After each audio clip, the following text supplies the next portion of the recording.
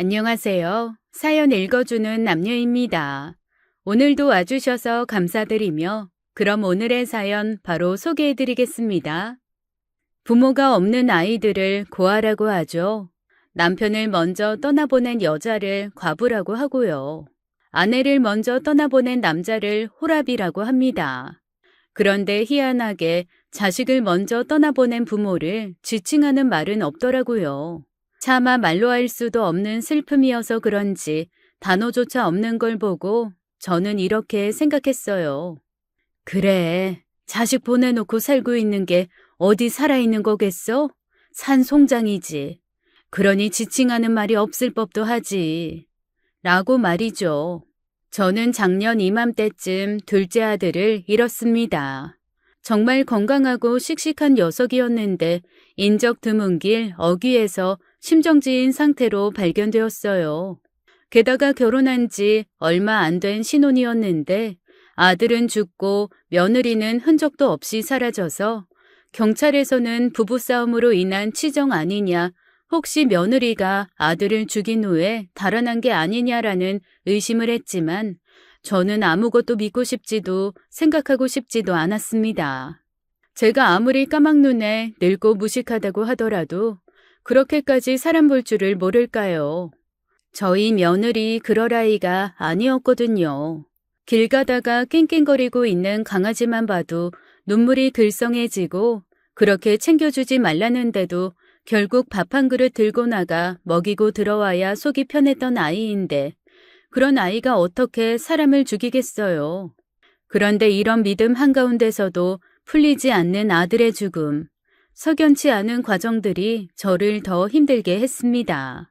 차라리 왜 죽었는지, 누가 죽였는지, 아니면 정말 혼자 죽은 건지, 며느리랑 관계가 있는 건지 전후 사정이라도 좀 나와야 답답한 게 덜할 텐데 사람이 참 답답함이 있다는 게 큰 병을 만들더라고요. 아들이 죽은 그날부터 저는 온갖 병에 시달리기 시작했습니다. 불면증은 당연하고 어디선가 헛소리도 들리고요. 망상 같은 것도 생겼습니다. 그런데 이런 제가 정신을 마음껏 놓을 수 없었던 건 제 큰아들 때문이었어요. 큰아들이 아프거든요. 사실 어렸을 때는 천재 소리 듣던 녀석이었어요.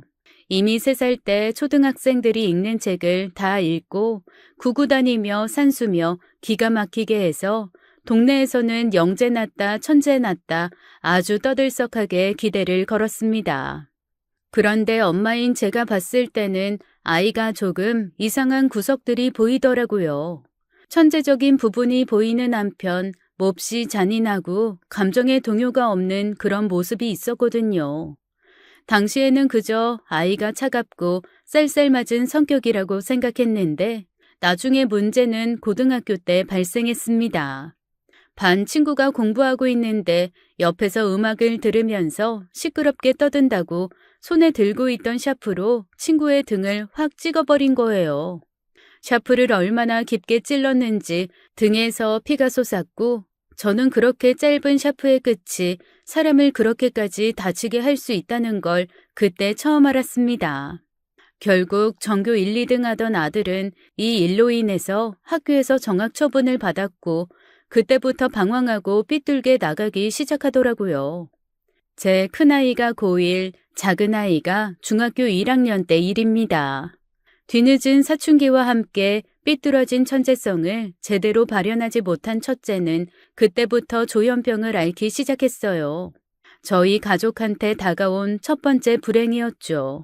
그제야 저는 아이가 어렸을 때부터 왜 그렇게 개미만 보면 발로 밟아 죽였는지, 곤충들을 조각조각 분해해 놓고 좋아했는지, 저희 집 앞에 가끔 피를 토하며 죽어있던 고양이와 개가 있었는지 어렴풋이 알게 되었습니다.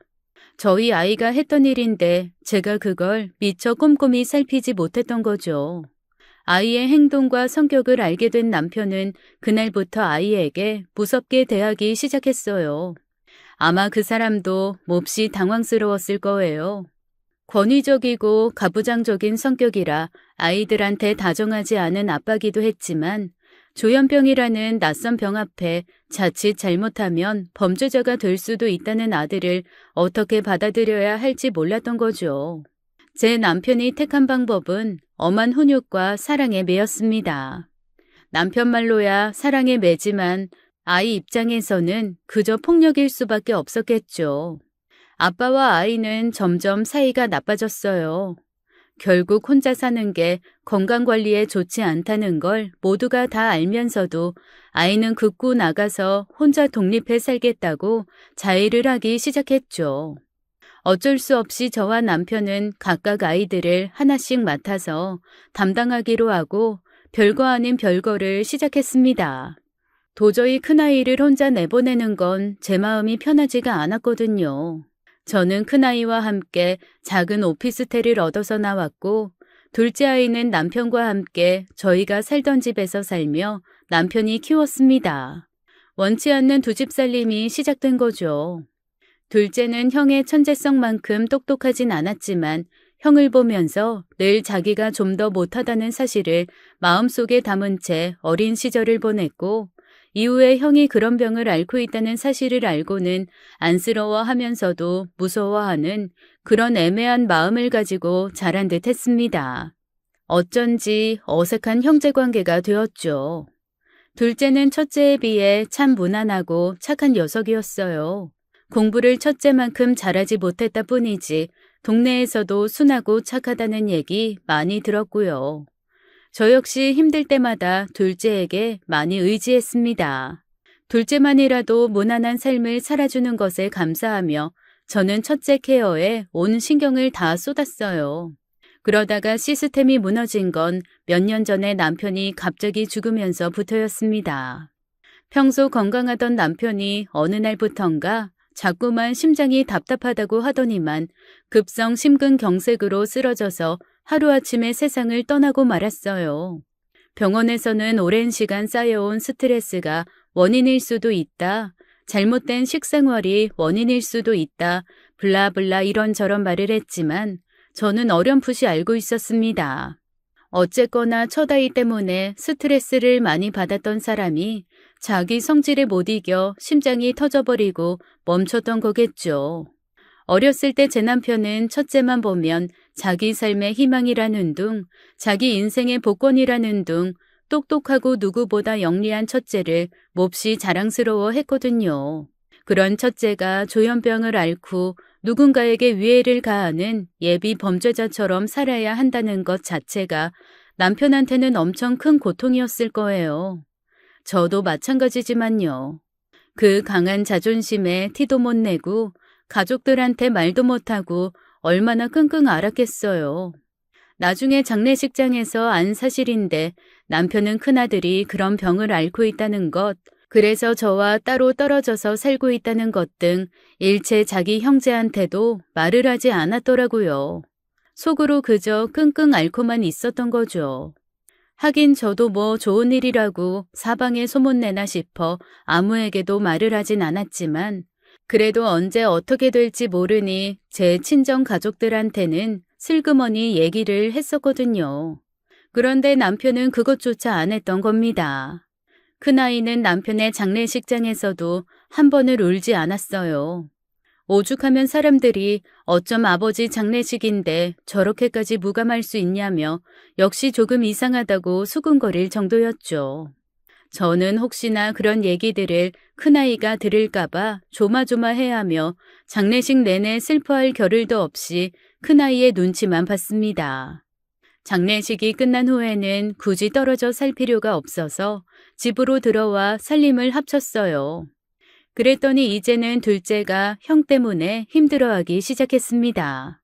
서로 비슷하게 자라던 어릴 때야 형 동생하며 지냈지만 벌써 5년 이상 서로 떨어져 산 데다가 둘째는 나름 정상이라면 정상인 삶을 살고 있고 첫째는 집에서 매일 TV를 보거나 게임을 하거나 밥 먹고 자는 생활을 하고 있는데 둘이서 어울릴 수 있거나 공통된 분모가 없잖아요.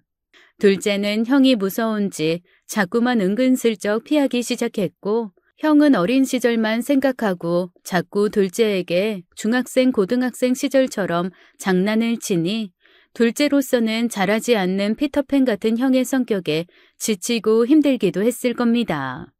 예를 들어 둘째가 관심 있는 건 주식이나 연애, 결혼 이런 것들인데 첫째는 둘째만 보면 여자 연예인 얘기를 하거나 게임 얘기를 하거나 누구와 게임에서 어떻게 싸웠다든가 그런 얘기들을 하니 둘이서 대화가 통할 리가 있나요? 둘째가 어른이 되는 동안 첫째는 그저 고등학교 시절에 머물러 있던 거와 다름이 없었으니까요. 당연히 그런 시간이 반복될 때마다 첫째는 둘째가 자기를 무시한다며 씩씩거리기 시작했고, 둘째는 형과는 얘기하기가 너무 힘들다, 형이랑은 얘기할 게 없다라며 점점 형을 피하기 시작했습니다. 그러면서 저한테 조심스럽게 그러더라고요. 엄마, 저 사실 결혼 전제로 만나는 여자 있어요. 어차피 결혼하면 독립해서 살 건데 그냥 지금부터 미리 나가서 살았으면 좋겠어요. 형을 엄마에게만 맡기는 것 같아서 정말 죄송하지만 저 정말 이 집에서는 더는 못 살 것 같아요. 엄마 좀 이해해 주세요. 용서하세요, 엄마. 제가 어떻게 야속하다고 하겠어요. 저야 자식 낳은 죄로 첫째를 돌봐야 할 의무와 책임이 있지만 둘째까지 첫째한테 얽혀서 자기 인생을 허비할 수는 없는 노릇이니까요. 제가 첫째한테 신경 쓰느라 둘째한테 마음을 많이 못 써준 것도 미안한데 자기가 집을 떠나면서 첫째를 엄마에게만 떠맡기는 것 같다는 불편한 마음까지 남길 수는 없었습니다. 그래서 오히려 더 제가 떠밀듯이 당연히 네 살 길은 네가 알아서 찾아야지라면서 빨리 집을 구해라, 그렇게 해서 나가서 독립해서 살아라라고 얘기를 했습니다. 사실 마음속은 좀 복잡했어요. 첫째가 한번 화가 나면 힘도 세지고 너무 무섭게 굴어서 제가 혼자서 감당할 수 있을까라는 걱정이 들기도 했거든요. 하지만 그런 걸 가지고 제가 둘째에게 내 옆에서 첫째 돌보는데 네 인생을 쓰라고 할 수는 없는 거니까요. 그렇게 둘째는 함께 살기 시작한 지 6개월 만에 다시 집을 구해서 나갈 준비를 했습니다. 그러자 그 모습을 보고 첫째가 눈에 띄게 흥분하기 시작하더라고요. 저한테 왜 쟤만 매번 나가서 독립적인 삶을 사냐, 자기도 그렇게 살고 싶다, 엄마는 여전히 나를 못 믿는 거냐, 나도 혼자서 잘할 수 있다라면서 자기도 독립을 하겠다고 벅벅 우기는 겁니다. 그래서 제가 그랬죠. 엄마는 그럼 누구랑 살아? 나는 그럼 아들이 둘이나 있는데 혼자 외롭게 늙어야겠어? 어쩔 수 없이 첫째를 어르고 달랬죠. 첫째는 뭔가 불만이 가득하긴 했지만 그래도 제가 자기를 필요로 한다는 것만으로 좀 참아주는 듯 했습니다. 그 이후에는 독립하겠다는 얘기를 더 이상 하지는 않더라고요. 일단 그렇게 첫째를 달래고 저는 둘째를 독립시켰습니다. 집에서 나간 둘째는 가끔 하는 전화통화 너머로 들리는 목소리만으로도 충분히 행복한 게 느껴졌습니다. 그리고 제게 한번 밖에서 자기 결혼할 여자와 만나자고 하더라고요. 그런데 통화를 듣던 첫째가 옆에서 갑자기 버럭 소리를 지르는 겁니다. 왜 나는 안 보여줘? 왜 엄마랑 너희끼리만 보는 건데? 너는 왜 따돌리는 거냐? 그러자 당황한 둘째가 아직 형을 보여줄 순서는 아니다, 일단 엄마 만나고 그 다음에 형 따로 만나자라고 했지만 첫째는 막무가내였어요. 결국 둘째가 두 손 두 발 다 들고 주말에 여자친구와 다 같이 만나기로 약속을 했죠. 첫째는 보기 드물게 들떠서 자기한테도 드디어 재수 씨가 생긴다며 신이 났더라고요. 대체 왜 자기가 저렇게 신이 난 건지 알 도리는 없었지만 준비하라는 말이 끝나지도 않았는데도 신발까지 신고 발 동동하면서 저를 채근할 정도로 그날 첫째의 기분은 최고였습니다. 그때까지는 모든 것이 순탄했어요.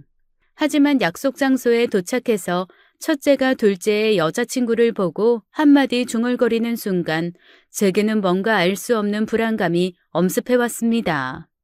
아이, 진짜 예쁘잖아. 참 이상하죠.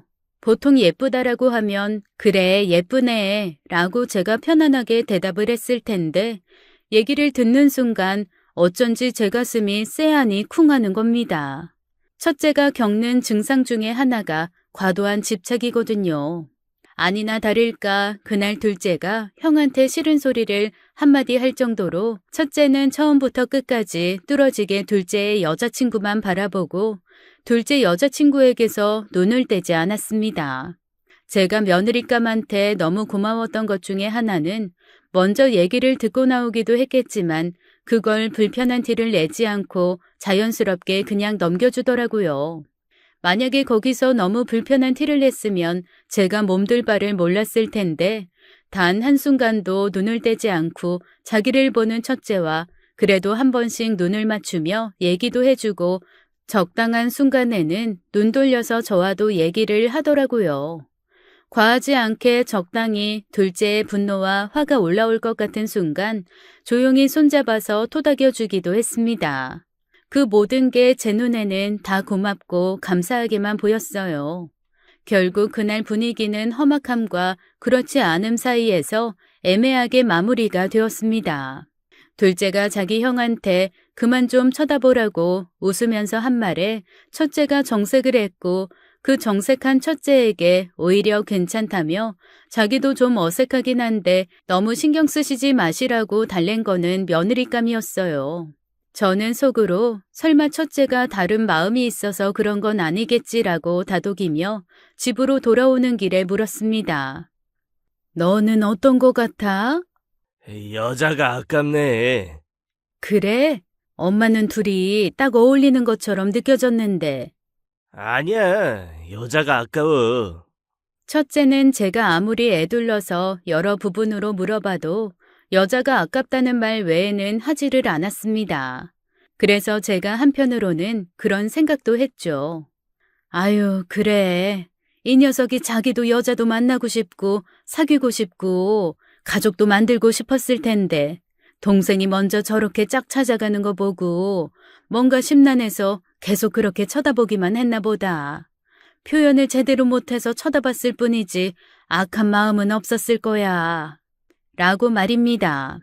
그런데 그날부터 첫째는 유난히 둘째와 그의 여자친구, 즉 제 며느리가 될 아이에게 지대한 관심을 보였어요. 어디서 만났는지, 둘이 얼마나 사귄 건지 그런 걸 물어보기도 했고 형의 입장에서 궁금할 법한 것도 있었지만 대부분 제가 들어도 좀 과하다 싶은 개인적인 궁금증을 숨기지 않고 캐묻더라고요.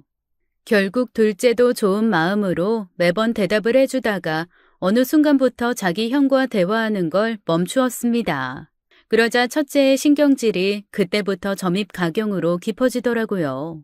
동생이 자기를 무시한다는 둥, 이 집에서 자기만 왕따라는 둥, 쓸데없는 소리를 하면서 흥분하는 날이 잦아졌죠. 결국 둘째가 시달리다 못해 저한테 진지하게 그러더라고요. 엄마, 저 형이 결혼식에 안 왔으면 좋겠어요. 저는 얘기를 듣고 사실 펄쩍 뛰었습니다. 아무리 그래도 그렇지 어떻게 형인데 결혼식을 안 가냐 그랬더니 둘째가 머뭇머뭇하면서 얘기하더라고요. 형이 며느리 될 아이에게 연락을 몇 번 했었다고요. 깜짝 놀랐죠. 그제야 왜 한동안 제 전화기를 붙들고 뭔가 찾는 것처럼 굴었는지 알았습니다. 며느라이 번호를 알아내려고 그렇게 제 전화기를 붙들고 있었던 거예요. 첫째가 자기 여자친구한테 전화해서 자꾸만 밥 먹자, 따로 좀 만나자, 자기가 할 얘기가 있다, 자기도 알고 보면 좋은 사람이다, 이런 얘기를 해대는데 걔 입장에선 그게 편하겠어요? 여자친구 입장에서는 아주버님이잖아요. 게다가 걔도 형 정상 아닌 거 알고 있고요. 그런데 둘째가 자기 형한테 정상이 아니라는 표현을 쓴 게 왜 그렇게 제 마음이 아프게 박혔을까요? 엄밀히 말하면 제 아들 아픈 거 저도 압니다. 그런데 가족 입장에서 자기 형을 그렇게 말하는 걸 들으니 아픈 손가락이라 그런지 가슴이 쓰리더라고요. 그래서 제가 그랬죠. 예, 아무리 그래도 형제인데 형한테 그러면 안 된다. 형 불쌍한 사람이잖아. 그래도 가족이 이해를 하고 보듬어야. 그랬더니 평생 단 한 번도 저한테 대들거나 반항한 적 없던 둘째가 갑자기 눈물을 그렁거리면서 저한테 버럭 화를 내는 겁니다. 엄마는 항상 형밖에 안 보이죠? 형 그늘에 가려서 내가 얼마나 상처받고 얼마나 힘들게 하루하루를 버티는지 그건 안중에도 없는 거죠. 아픈 아들만 아들이고 그 아들 때문에 상처받고 병 들어가는 아들은 자식 아니에요? 저도 이제 못 참아요. 엄마도 제 결혼식에 안 오셔도 좋아요. 그냥 엄마의 삶엔 형밖에 없는 것 같으니 형이랑 같이 사세요. 그렇게 저한테 그동안 쌓였던 걸 와다다 쏟아내고 둘째는 눈물을 뚝뚝 흘리며 집 밖으로 나가버렸습니다. 정말 심장이 찢어지는 것 같더라고요. 아픈 사람이 집에 있다는 건 그 사람 하나만 돌본다고 해결되는 게 아니라 그로 인해 함께 시들어가고 병들어가는 다른 가족들이 연쇄적으로 무너진다는 말과도 같다더니 제가 딱 그랬습니다. 그저 순하고 착한 줄만 알았더니 둘째는 있는 대로 마음이 굳어 단단해진 것이었더라고요. 그리고 정말로 결혼식 날짜를 제게 알려주지 않았습니다. 그런데 첫째가 둘째 결혼식 즈음이 되자 자꾸만 자기도 멋진 양복을 사야겠다. 결혼식 날 신랑만큼이나 자기도 멋있었으면 좋겠다라며 혼자 들뜨는 거예요. 제게 차마 너랑 나는 결혼식을 가지 않는다라는 말을 할 수가 없을 정도로 설레어 하더라고요. 아니 얘가 혹시 동생 결혼이 아니라 자기 결혼이라고 착각을 하고 있나라는 생각이 들 정도였어요. 오죽하면 저한테 신랑 형이 턱시도 입으면 안 되냐고 물어보기도 하고 신랑 옆에서 함께 서서 인사하는데 자기도 신랑만큼 멋있어야 된다고 머리는 어떻게 할까 자기도 미용실에서 메이크업을 받아야 되나 혼자서 이런저런 말을 하길래 제가 그랬습니다. 우리 결혼식 안 가. 그랬더니 순간 첫째 눈이 희번덕하게 바뀌었어요. 그 희번덕하는 눈 제가 알거든요. 일단 눈이 한번 그렇게 돌고 나면 그 다음에는 걷잡을 수 없는 상황들이 벌어지곤 했으니까요. 물건을 손에 잡히는 대로 던지는 건 물론이고 경찰이 와서 뜯어말려도 안 될 정도로 소리를 고래고래 지르면서 자기의 화를 주체하지 못해서 자해를 하는 것 등 그 모든 행동의 전조 증상은 희번덕거리는 눈빛 한 번이었습니다. 역시나 첫째는 숨을 쌕쌕 내리쉬면서 저한테 왜냐고 묻더군요. 그런데 참 저도 못됐죠. 순간 모든 원망이 첫째에게 향하는 겁니다. 참을 만큼 참았던 마개가 뚫린 건지 아니면 제 안에 부글부글 끓고 있던 게 흔들린 캔 속의 콜라처럼 터져나왔던 건지 저도 알 수가 없었습니다. 한 번도 큰애에게 고래고래 소리를 질러본 적이 없는데 그날은 저도 마치 병이 있는 사람인 양 큰애에게 오만 소리를 다 쏟아내며 소리를 질렀어요. 우리 집이 이렇게 풍비박산 난 것도 너 때문이고 착한 둘째가 저렇게 토라진 것도 너 때문이야. 알어? 남들 다 노년에 행복하게 놀러 다닐 때 전전긍긍 자식한테 매여 이도저도 못하고 사는 내 팔자도 다 너 때문이라고. 제 안에 그런 원망이 숨어있는 줄도 몰랐는데 말을 하면서 스스로에게 역시도 깜짝 놀랄 정도로 와다다 불만이 쏟아져 나오더라고요. 그런데 모든 이야기를 제 아들은 숨을 씩씩 내쉬면서 가만히 듣고만 있었습니다. 평소 같았으면 더 자기가 소리를 지르고 더 화를 내며 성질을 부리거나 저한테 덤벼들었을 텐데 오히려 그렇게 가만히 저를 노려보기만 하고 숨만 내쉬고 있는 걸 보니 한편으로는 더 무섭고 한편으로는 걱정이 되더라고요. 그런데 저도 그렇게 쏟아내고 나니 뭔가 탈진을 했는지 아들한테 더 이상 아무 얘기도 하고 싶지 않다라고 말을 끊고 방으로 들어가 그냥 누워버리고 말았습니다. 밖에서는 짐승의 신음소리 같은 그르렁거리는 소리를 내며 아들이 혼자 자기 가슴을 콱 내려치고 있었어요. 그 소리가 마치 제 머리를 쥐어박는 소리 같아서 골이 댕댕 울리더라고요. 하지만 어쩌겠어요. 이미 쏟아진 물처럼 흩어진 말인 것을요. 너무 힘든 시간이었습니다. 그렇게 일주일 정도 둘이서 서로 말하지 않는 상황이 지속된 후에 아들이 저한테 선언을 하나 했어요. 나 독립할래요. 그게 무슨 소리야? 독립하고 싶어요. 네가 어떻게 독립을 해? 어떻게든 살겠지. 그리고 엄마 아닌 다른 사람이 나를 들여다봐도 되고 나 병원도 열심히 다니고 약도 열심히 먹을게요. 엄마 인생을 그렇게 나락으로 밀어넣는 거 짐작은 하고 있었지만 그렇게까지 엄마가 마음에 담아두고 힘들어할 줄 몰랐어. 엄마 할 만큼 했어요. 나도 이런 내가 싫지만 어쨌건 독립할래요. 그 얘기를 하는 아들은 평소와 다르게 몹시도 진지했고 언뜻 똑똑하고 영민했던 어린 날의 모습조차 나오는 것처럼 보였습니다. 저는 아들과 함께 병원으로 가서 의사에게 상담을 했죠. 의사는 지금 아들의 상태에선 완전 독립은 조금 불안한 면이 없지 않아 있지만 병원에서 마련한 다양한 치료 과정에 성실히 참여한다는 전제 조건, 그리고 보호사가 주기적으로 방문하는 걸 허용하는 조건, 거기에 제가 일주일에 한두 번 정도 아들을 만나 친밀한 대화를 해야 한다는 조건 등등 몇 가지 조건을 제시했습니다. 아들은 모두 그렇게 하겠다고 고개를 끄덕였어요. 그렇게 저는 두 아들을 다 품 안에서 떠나보냈습니다. 독립 후 오히려 첫째는 조금 나아지는 듯 했어요.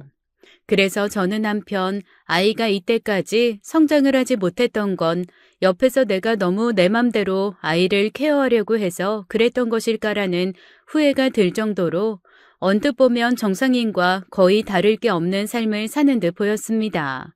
하지만 그럼에도 불구하고 모든 소식을 알고 있는 둘째는 제게 아무런 말을 하지 않더라고요. 그러면서 오히려 저한테 딱 이 한마디만 했습니다. 엄마는 형이 얼마나 무서운 사람인지 아직 몰라요? 자기는 더 이상 속지도 않을 거고 봐주지도 않을 거다라며 현재 자기에게는 지켜야 하는 가족이 있기 때문에 다시는 형과 엮이는 일이 없었으면 좋겠다고 아주 단호하게 얘기를 하더라고요. 형제간의 우애는 바라지 않았어도 이렇게 누구 하나가 누군가의 손을 놓는 일까지는 없었으면 했는데 세상 일은 제 마음대로 돌아가는 게 아닌 듯 했습니다. 결국 저 없이 결혼식을 하겠다고 결정하고 오지 말라고 통보하더군요. 속이 거지 굴속 같은 와중에 며느라이가 제게 전화를 했습니다. 그 착한 녀석이 눈물을 뚝뚝 흘리면서 너무 죄송하다고 자기도 싸워가며 그래도 설득해보려고 했는데 너무나 단호했다고 하며 오히려 며느라이가 제게 사과를 하더군요. 자기가 괜히 아주버님이 연락한다고 자꾸만 밥 먹자고 한다는 얘기에서 그런 것 같아 마음이 너무 불편하다라며 울더이다. 그래서 제가 그랬죠. 네가 무슨 잘못이 있겠냐. 다 내 죄지. 어머님이 결혼식 참석 못하신다고 해서 저도 아버지 손잡고 입장하는 거 안 하려고요, 어머님. 혼주석도 없애고 그냥 모두가 파티처럼 즐길 수 있는 그런 식 올리기로 했어요. 이 말이 위로가 되진 않으시겠지만 그냥 저랑 오빠가 파티하는데 못 오신 거라고 조금만 가볍게 생각해 주세요. 어머님, 죄송해요. 그 마음이 너무 예쁘잖아요. 일생에 한 번뿐인 결혼식을 저랑 첫째 때문에 제대로 격식 차려 하지도 못하는 그 녀석 마음은 어떻겠습니까? 그래서 제가 그랬죠.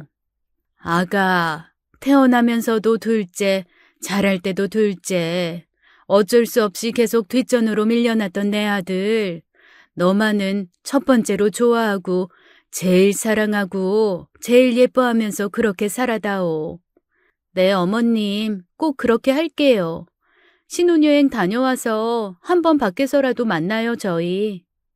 그렇게 두 아이는 식을 치르고 신혼여행을 떠났습니다. 애들이 신혼여행을 가고 며칠 뒤에 첫째가 갑자기 그러는 거예요. 그런데 걔는 언제 결혼해? 진짜로 우리 시계 안 부르겠대?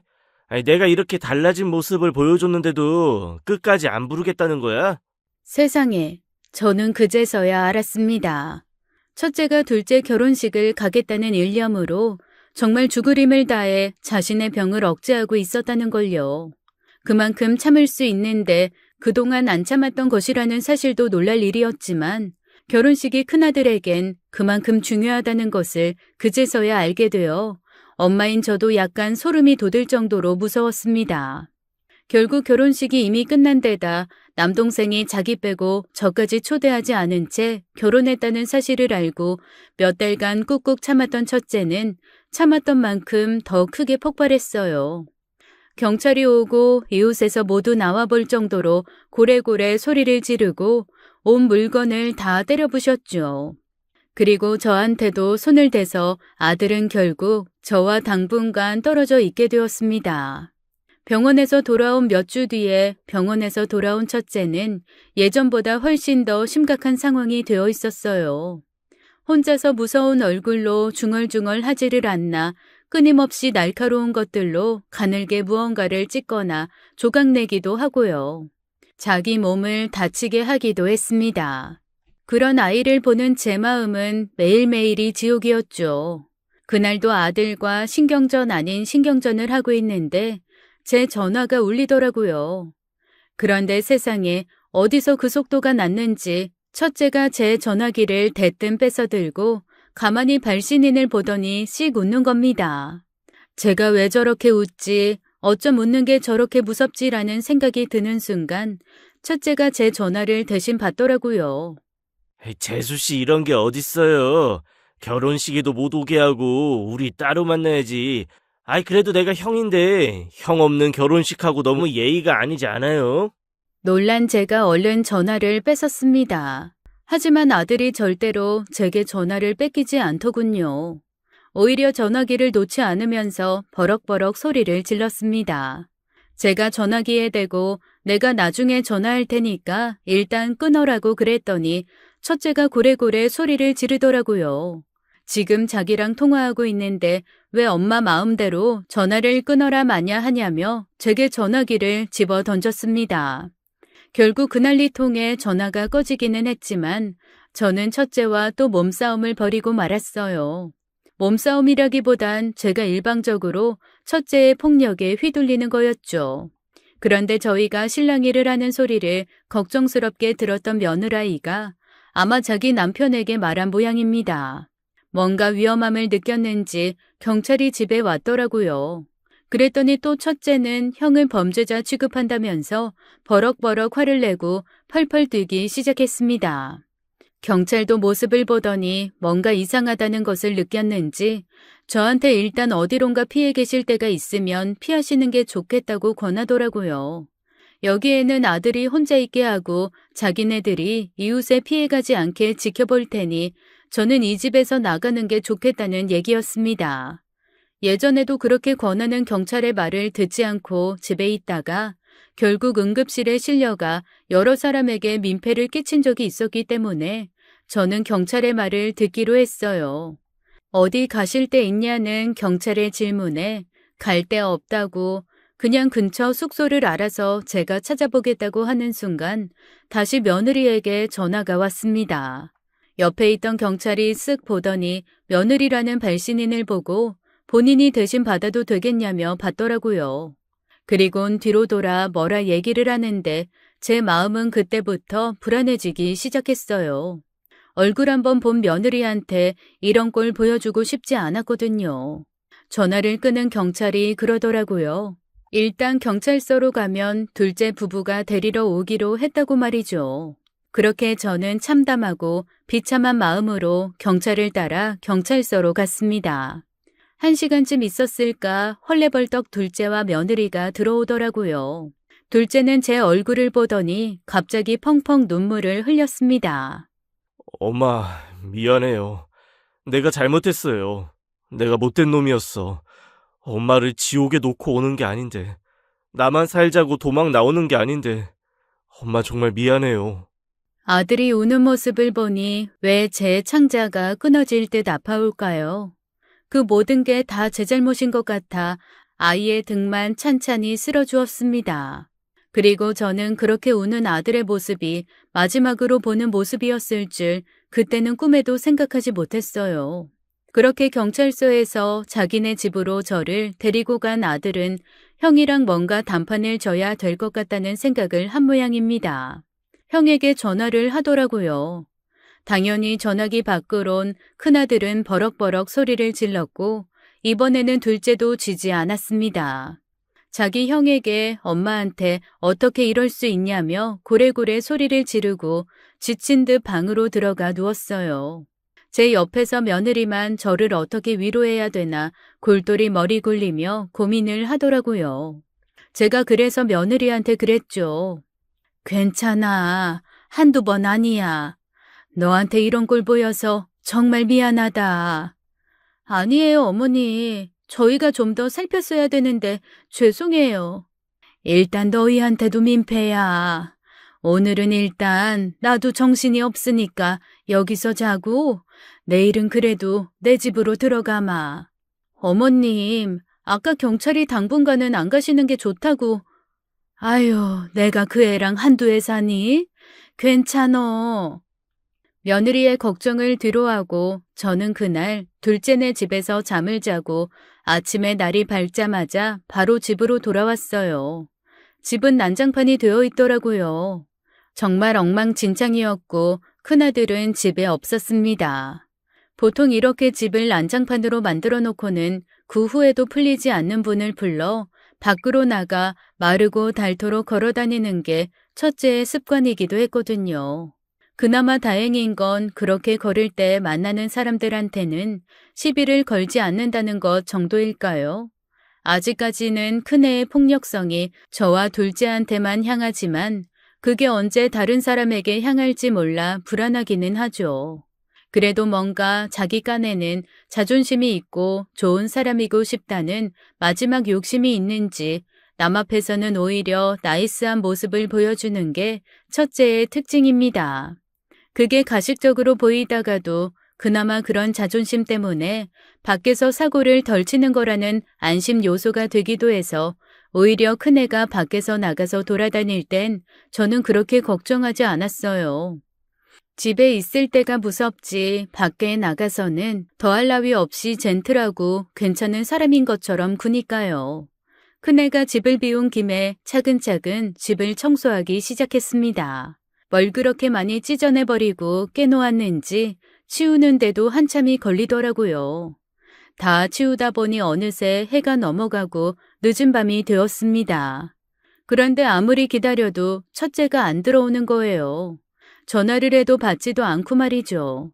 조금만 더 기다리면 들어오겠지 싶어 기다렸습니다. 너무 힘들기도 하고 몸도 마음도 지치고 청소하느라 진이 다 빠져서 그랬는지 저도 모르게 스르륵 잠이 들었어요. 그러다가 새벽에 깼는데 아들이 여전히 안 들어왔더라고요. 전화를 해도 또 안 받고 말이죠. 슬슬 걱정이 되기 시작했습니다. 그래서 경찰에 연락을 했더니 경찰이 성인이기도 하고 하루 정도 안 들어오는 건 자기네들이 어떻게 할 수가 없다며 정 걱정되시면 실종신고를 접수하라고 하는 겁니다. 그래서 제가 제 아이에겐 이런 병이 있으니 불안하다 실종신고를 해달라고 얘기를 했죠. 그렇게 이틀쯤 지난 후에 경찰에게 연락이 왔습니다. 저는 첫째 연락이 온 줄 알고 전화를 받았는데 어이없게 경찰에 연락한 건 둘째 때문이었어요. 둘째가 사체로 발견되었다는 겁니다. 처음에는 무슨 말인지 몰라서 첫째가 아니라 정말 둘째냐, 정말 100번쯤 물어봤던 것 같아요. 경찰이 오죽하면 나중에 충격받으신 건 알겠지만 저희가 확인한 바로는 제 둘째 아들이 맞다고 하더라고요. 허겁지겁 경찰이 알려준 병원으로 갔습니다. 경찰이 신원 확인을 위해 보여준 시신은 분명 아들이었어요. 하지만 저는 계속 아들이 아니라며 울기만 했죠. 아무리 DNA가 제 아들이라고 하고 증거가 제 아들이라고 하고 들고 있던 소지품, 입고 있던 옷, 하다못해 어렸을 때 저와 함께 놀다가 난 손등의 상처까지도 제 아들이지만 저는 믿을 수가 없었습니다. 그래서 계속 제 아들이 아니라고 하며 울다가 기절했죠. 간신히 정신 차린 제게 경찰은 혹시 며느리의 행방에 대해서 아는 게 있냐고 물었습니다. 그러자 경찰이 머뭇머뭇하며 그러더라고요. 며느님과 함께 집에서 나간 것까진 CCTV에 잡혔는데 이후에 며느리의 행방도 묘연하다고 말이죠. 그러면서 둘째의 상처에서 며느리의 것으로 보이는 손톱, 며느리의 머리카락 그런 것들이 발견됐다고 했습니다. 좀 더 자세하게 분석을 해서 그게 정말로 며느리의 것인지는 밝혀야겠지만 지금으로서는 상처의 정황만으로 봐선 며느리와 아들이 격하게 싸웠고 싸우던 중에 며느리가 아들을 상하게 한 것 같다는 경찰의 설명이었어요. 저는 절대 그럴 리가 없다고 얘기했죠. 결혼한 지 얼마 되지도 않은 아이들인데 그렇게까지 싸울 일도 없고 싸운다고 하더라도 며느리가 자기 남편을 그렇게 할 리가 없다고 말이죠. 그랬더니 경찰이 그러더라고요. 남녀 사이에는 어떤 일이 있는지 누구도 모른다고 말입니다. 저는 그렇게 졸지에 큰아들은 실종, 둘째 아들은 세상을 떠나고 며느리는 행방을 모르고 삼중고를 겪은 여자가 되고 말았어요. 대체 저한테 무슨 일이 벌어진 건지 알도리가 없더라고요. 너무 많은 일이 한꺼번에 벌어져서 울어야 될 타이밍도 모르겠고 누구에게 화를 내거나 어디로 원망을 해야 되는지 대상조차 찾기가 힘들었습니다. 그래서 다른 사람이 보면 저 여자 미친 거 아니야 라고 할 정도로 담담하게 아들의 장례를 치르고 돌아왔어요. 살아있지만 송장과 다를 바 없는 삶이 시작되었습니다. 장례 치르고 열흘 정도 지났나 멍하게 앉아있는데 대문 비밀번호 누르는 소리가 들렸습니다. 처음에는 우리 집이 아닐 거라고 생각해서 가만히 있었어요. 그런데 문이 열리면서 큰아들이 들어오더군요. 제가 너무 놀라서 달려가 큰아들을 붙들고 미친 여자처럼 오만 얘기를 쏟아냈어요. 너 어디서 뭐 하다 온 거야? 내가 널 얼마나 찾았는 줄 알아? 너 없는 동안 뭔 일이 있었는 줄도 모르고 뭐라고 돌아다닌 거야? 꼴은 또 이게 뭐고? 저는 큰아들의 가슴을 쿵쿵 때리며 작은 아들의 소식을 전했습니다. 그런데 큰아들이 모든 얘기를 듣고 저한테 그러는 거예요. 내가 세상 사람 일을 다 아는 것도 아니고 어떻게 알겠어요. 아이 그리고 뭐하러 날 걱정해. 난 어차피 엄마한테 내놓은 자식이잖아. 엄마를 힘들게 하기만 하는 자식이잖아. 엄마는 둘째가 죽어서 온 건 그렇게 슬프고 내가 살아서 온 건 안 기뻐요.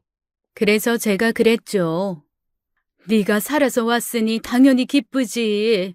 하지만 한편으론 원망스럽고 한편으론 걱정되는 마음에 엄마가 그동안 힘들었다고 얘기하는 건데 또 공감 못 해주니? 그랬더니 첫째가 너무나 싸늘한 웃음을 지으면서 이러는 거예요. 나 원래 그런 사람인 거 몰라요. 필요한 거 있어서 가지러 왔어요. 아이 그리고 앞으로 나 찾지 마요. 나도 내 삶을 알아서 꾸려나갈 거니까. 우리 이제 남인 것처럼 살아요. 그 말을 듣고 너무 놀라 아이의 바지가랑이를 붙들고 물었습니다. 너 그게 무슨 소리야? 엄마 둘째 이렇게 보내고 너마저 이렇게 보낼 수는 없지. 그래도 어딜 가든 엄마하고 연락은 해야지. 이런 식으로 엄마 두고 가는 게 어딨어. 가끔 생각나면 제가 연락드릴게요. 엄마는 그냥 무소식이 희소식이라고 생각하고 사세요. 그렇게 첫째는 큰 가방에 이것저것 짐을 주섬주섬 챙겨 들고 나가버렸습니다. 그 다음부터는 제가 뭐 사는 게 사는 거였겠어요. 산 송장이었죠. 그렇게 시간이 어떻게 가는지도 모르고 계절이 어떻게 가는지도 모르며 그저 배고프면 아무거나 입에 집어넣고 썩으면 썩었나 보다 쉬었으면 쉬었나 보다 곰팡이가 폈으면 폈겠거니 별 상관도 안 한 채 꾸역꾸역 입에 넣었습니다. 그저 목숨만 유지만 하며 사는 시간이 계속된 거죠. 그런데 참 사람 잔인하죠. 그렇게 모든 걸 놓고 꾸역꾸역 살던 와중에 둘째 제삿날이 돌아오니 그때는 조금 정신이 나더라고요. 어떻게 갔는지도 모르게 불쌍하고 가련하게 간 내 새끼. 내 손으로 첫 제삿밥이라도 제대로 먹여야 된다는 생각이 들었습니다. 시장도 한 1년 만에 간 것 같아요. 너무 오랜만에 시장을 갔더니 당최 뭘 사야 될지 모르겠고 물가도 모르겠더라고요. 그리고 어떤 음식을 제사 때 해야 하는지도 막막하기만 했습니다. 저의 모든 삶이 1년간 완전히 원시인으로 퇴화한 느낌이었어요. 천천히 장을 보고 요리를 하다 보니 멈춰있던 시간 동안 굳어있던 제 마음이 빠각빠각 소리와 함께 부서지는 소리까지 들렸습니다. 한번 감정의 둑이 무너지니 그 다음부터는 걷잡을 수 없이 오만 감정이 다 흘러나오더라고요. 펑펑 울면서 전을 붙이고 대성통곡을 하면서 나무를 묻혔습니다. 아들이 좋아하는 생선은 울부짖다가 2마리나 태워 먹고 결국 1마리 간신히 건져 접시에 올려놓았네요. 그렇게 혼자 제사상을 차리고 있는데 누군가가 급하게 제 집 문을 두들기는 소리가 들렸습니다. 지난 1년간 저도 거의 나간 적이 없지만 한 번도 문이 다른 사람에 의해 열린 적이 없었는데 부서질 것처럼 두들기는 소리에 너무 놀라 문을 열었어요. 그리고 문 앞에 서 있는 사람을 본 순간 저는 기절하고 말았습니다. 제가 눈을 뜬 건 병원 응급실이었어요. 두리번거리면서 주변을 살피고 있는데 제 집 앞에 서 있는 사람이 옆에 누워 있더라고요. 1년 전 제 둘째의 죽음과 함께 사라졌던 며느리였습니다. 이게 대체 무슨 일인가 싶어 팔에 꽂혀있던 주사바늘을 손으로 미친 듯이 잡아 뺐어요. 그리고 며느리에게 다가가서 깨워댔죠. 며느리는 눈을 뜨고 제 손을 잡은 채 미친 듯이 울더라고요. 그러면서 살려달라고, 제발 좀 살려달라고 하는 겁니다. 저는 대체 이게 무슨 일인가 싶어 며느리를 붙들고 물어보려는데 의사와 간호사가 달려와 저를 말리더라고요. 저보다도 오히려 며느리 상태가 더 안 좋다는 겁니다. 오랜 시간 지속적인 학대를 받았고 간신히 이렇게 정신을 차리고 있는 것만 해도 수치상으론 너무나 신기한 일이라며 정밀 검사와 함께 영양 공급이 시급한 상태라고 말이죠. 그렇게 며느리는 의사들의 지시에 따라 침대에 눕혀진 채 또 다른 곳으로 실려갔습니다. 와중에도 불안함에 덜덜 떨면서 며느리는 누구도 자기를 찾아오지 못하게 해달라는 말만 10번, 20번 반복하더라고요. 의사들이 철저하게 숨겨주겠다는 약속을 해도 믿을 수가 없다는 듯 절대 누구도 자기를 찾지 못하게 해달라고 계속 그 얘기만 했습니다.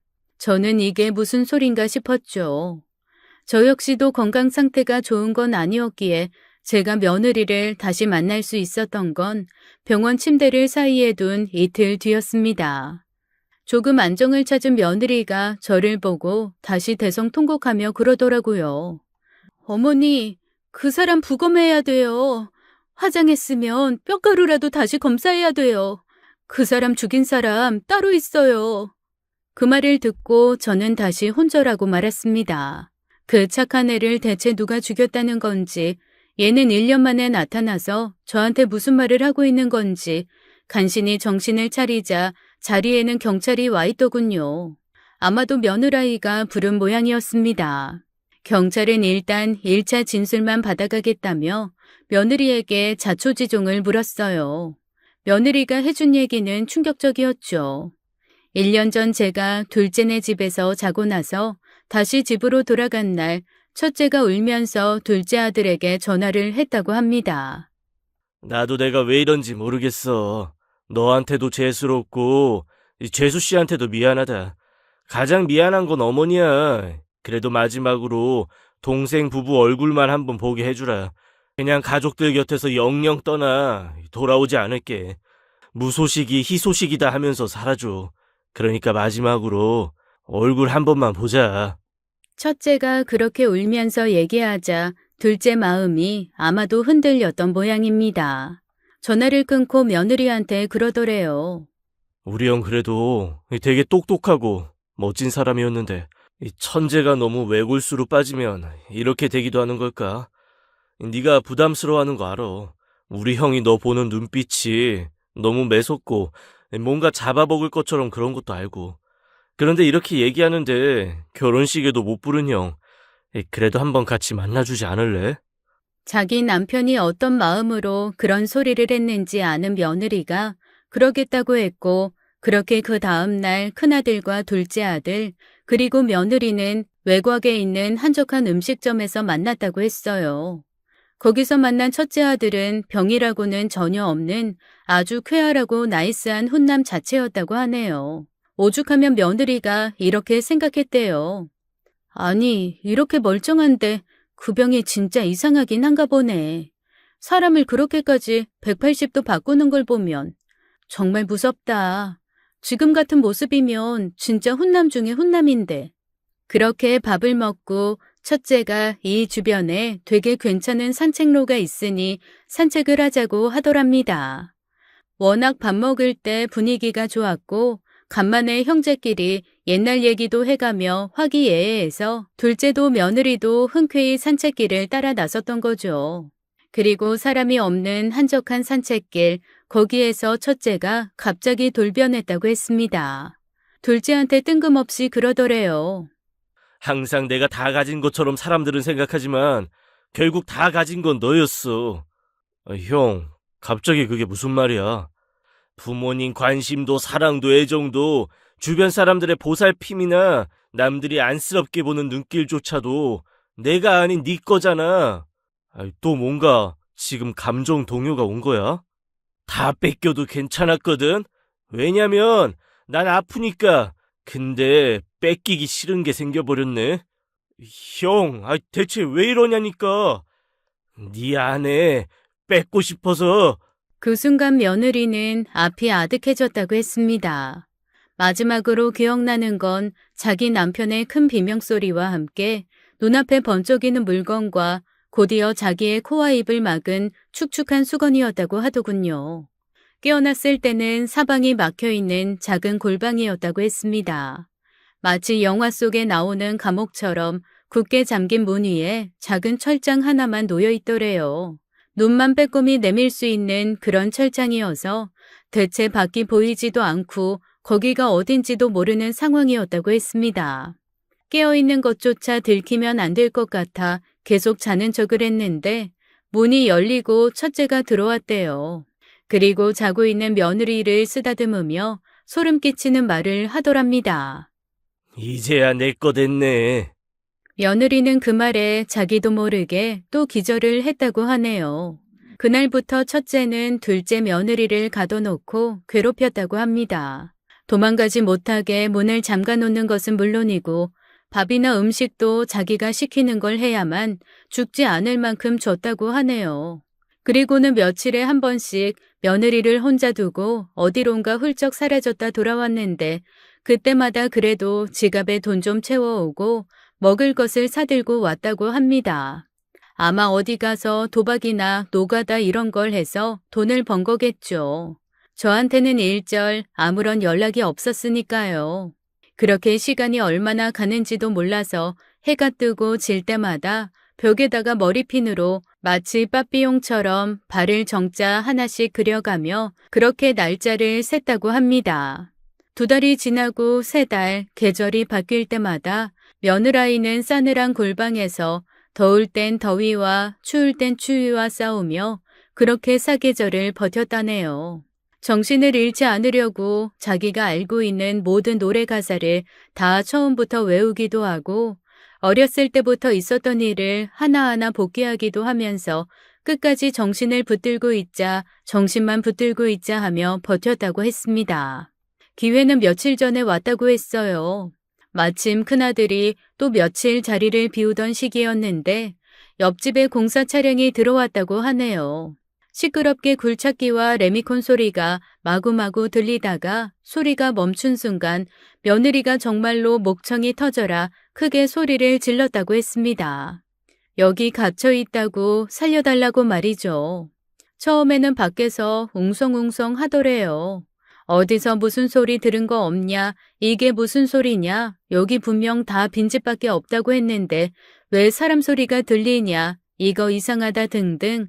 그래서 사람들이 자기 목소리를 들을 수 있다는 확신을 얻은 며느리가 더 크게 소리 지르고 방 안에 놓여있던 각종 그릇을 두들겨서 사람들 눈에 띄인 겁니다. 세상에 나와서 보니 밖에 문에 자물쇠가 8개나 걸려 있었다고 하더라고요. 경찰에 신고해야 되는 거 아니냐는 아저씨의 말에 며느리는 무조건 경찰이 올 때까지 기다릴 수 없다. 일단 난 여기서 나가야 된다. 정말 미안하지만 아무 차나 타고 일단 멀리 좀 가달라고 울며 빌었다고 했습니다. 그렇게 울어대는 통에 공사를 하러 나온 아저씨 중에 하나가 일단 자기 차에 타라고 하며 며느리를 근처 도시까지 실어다 주고 돈도 10만 원이나 주어줬다고 하네요. 누덕누덕한 옷 같지도 않은 옷을 입고 10만 원을 들고 며느리가 저를 찾아온 거였습니다.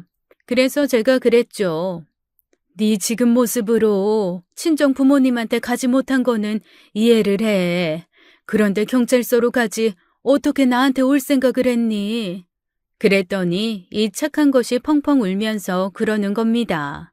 감금하고 며칠 뒤에 큰애가 큰 트렁크를 하나 갖고 와서 자기 앞에 풀어놔 줬는데 안에 제 옷이며 화장품 그런 것들이 들어있더랍니다. 어머님한테도 못된 짓을 했나 보다라는 생각을 하고 일단 자기가 여기서 나가면 저부터 찾아봐야겠다고 생각했었대요. 그 마음이 너무 아프고 생떼같이 보낸 둘째 아들이 서럽고 끝까지 제 속을 썩이는 첫째 아들이 원망스러워 며느리의 말을 들으며 펑펑 울고 말았습니다. 그러면서 며느리가 그러더라고요. 슬슬 첫째가 집에 돌아올 시기가 되었는데 만약에 자기가 없는 걸 알면 그 주변에서 어떤 짓을 할지 모른다고 말이죠. 저는 경찰과 함께 첫째를 찾기로 했습니다. 아니나 다를까 경찰이 며느리가 갇혀있던 곳에 도착하니 얼마 후에 첫째 아들이 들어와 며느리가 사라진 걸 보고 있는 대로 흥분하며 집안 집기를 때려 부수고 있는 걸 급습해서 체포했다고 하더라고요. 그 녀석이 어리석은 건지 아니면 성격인 건지 둘째를 없애려는 계획에서부터 둘째 며느리에 대한 집착까지 아주 상세하게 다 글로 남겨놨다고 하네요. 그 모든 게 증거가 되어 첫째는 지금 재판을 앞두고 있습니다. 저는 며느리에게 이렇게 얘기했어요. 내가 어떤 식으로 보상할 수는 없을 것 같아. 망가진 뒤에 몸과 마음을 내가 무슨 수로 보상하겠니?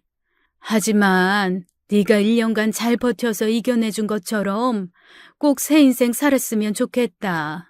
그 과정에서 내 도움 필요하다면 눈이라도 빼주고 팔이라도 떼주고 네가 달라는 건 내 몸에 있는 거, 내가 가진 거, 내가 할 수 있는 건 다 해주마. 나로서는 너한테 이 말밖에 할 게 없다. 그렇게 무릎을 꿇고 오래오래 빌었습니다. 며느리는 그저 눈물만 흘리더라고요. 그리고 자기 남편 납골당에 가보고 싶다고 했습니다. 저는 부랴부랴 다시 제사 음식을 만들어 며느리와 함께 납골당으로 향했어요. 그리고 아들과 며느리만의 시간을 주기 위해 며느리를 들여보내고 혼자 나와 한참을 서성였죠. 마음이 참 씁쓸하더라고요. 한참 뒤에 나온 며느리는 눈이 퉁퉁 부어 있었습니다. 제가 그랬어요. 내 죽을 때까지는 내 아들 재산은 내가 챙길 건데 너는 얼른 새 사람 만나서 이 근처는 쳐다보지도 말어라. 그리고 이 자리에서 오늘 너와 나도 이별하자. 그러자 며느리가 아무 말도 없이 가만히 서서 펑펑 울기만 하더라고요. 이럴 땐 더 모진말한 사람이 돌아서 줘야죠. 그래서 가차없이 돌아서서 집으로 돌아왔는데 그다지 넓지도 않은 평수인 집이 왜 이렇게 넓어 보이던지요. 허허 벌판이 따로 없을 정도로 넓고 허전할 수가 없었습니다. 이제 제게는 큰아들의 옥바라지라는 큰 산이 남아있어요. 어쩌겠어요. 제 업보죠. 오늘 같은 날이면 둘째가 살랑살랑 하늘에서 와서 엄마 손 잡아줄 테니까 나랑 같이 가자라고 해줬으면 좋겠네요. 정말 둘째의 부름이 간절한 밤입니다. 견딜 수 없을 만큼 힘든 일을 겪으신 사연자분께 어떠한 위로의 말씀을 드려야 할지 모르겠네요.